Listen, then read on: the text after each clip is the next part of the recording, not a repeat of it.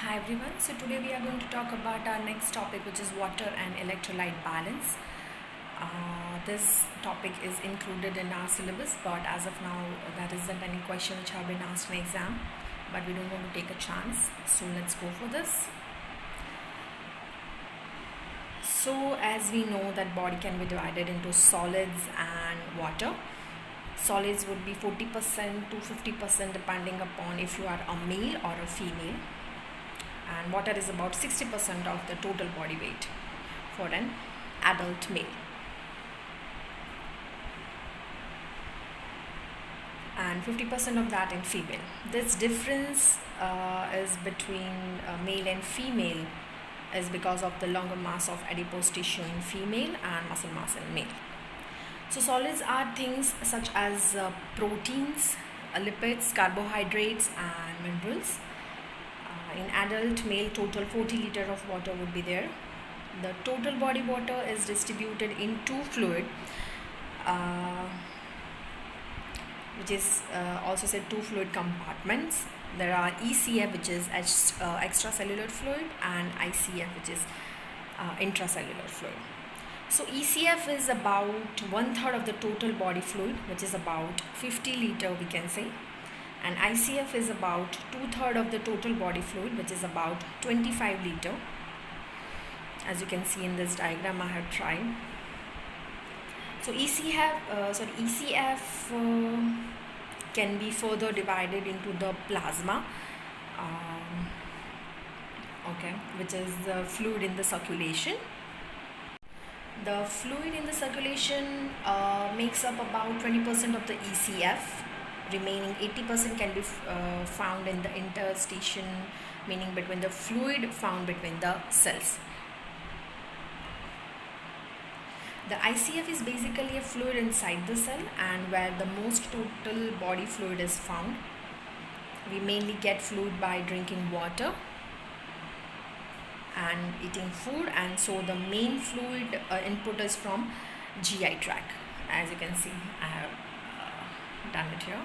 So fluid input would be from GI tract.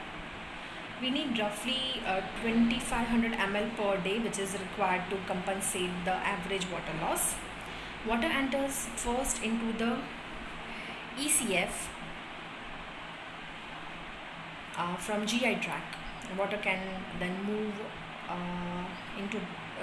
between fluid compartments, two fluid compartments, and ICF contains total two-thirds of total body weight, and as we have talked about that before also.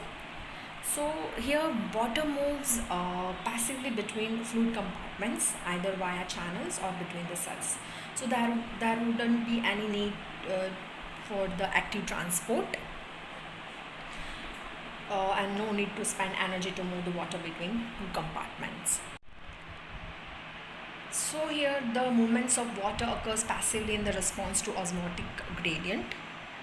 So to understand this, go to this image and imagine a jaw to understand your body.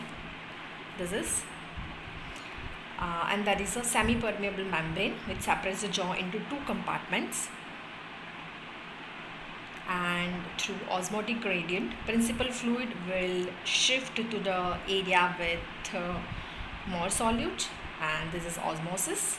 And we have talked about the fluid input through the GI tract. So now fluid output occurs through other routes, like here through kidney, through GI tract, through lungs and through skin. So as we know that we lose about 2500 ml water each day. Sometimes fluid accumulates in the interstitial fluid, for example due to the disruption in solute concentration across the plasma and interstitial space. So body has ways to fix this, and it happens through the lymphatics.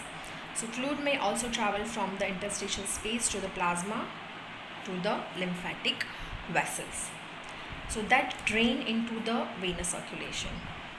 So this was about water. Now let's talk about the electrolytes. So we have many electrolytes that are distributed throughout the body's compartments. In the ECF, we can find sodium, potassium, calcium, and chloride, which can move from plasma to interstitium via semi-permeable membrane. The concentration of electrolytes in the plasma and the interstitium is about the same. For example, sodium in blood is about 140 micromoles per liter.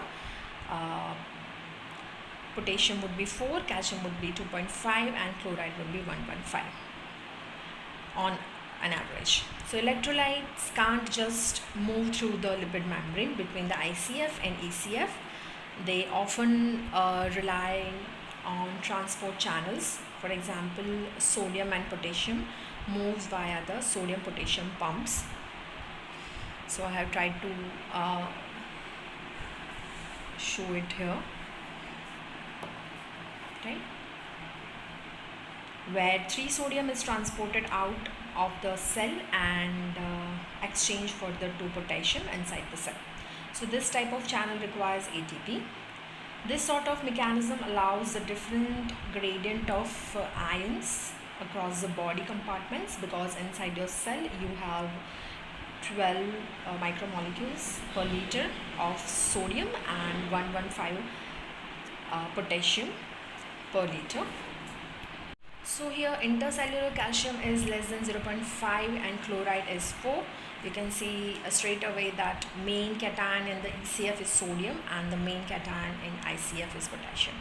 The main anion in ECF is chloride, and the main anion in the ICF is are the negatively charged proteins, but the main electrolyte is phosphorus.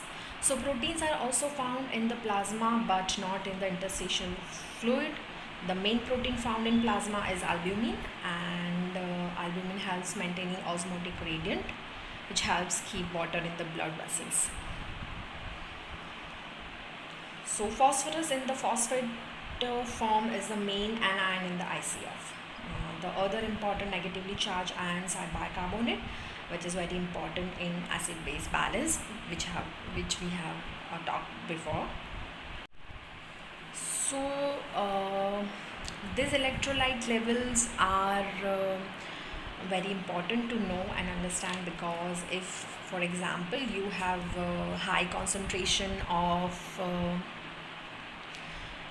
calcium and potassium in plasma or in the ECF, then cardiac arrhythmia can develop and death can be the result.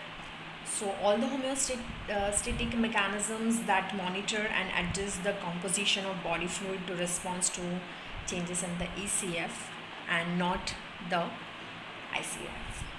So here the conclusion would be that sodium is the main extracellular cations, chloride is the main extracellular fluid anions,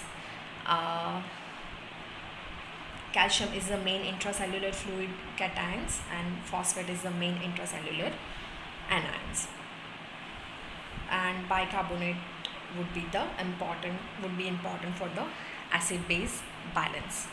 So this was it. I have tried to make you understand this the easiest way, and if you are having query, let me know.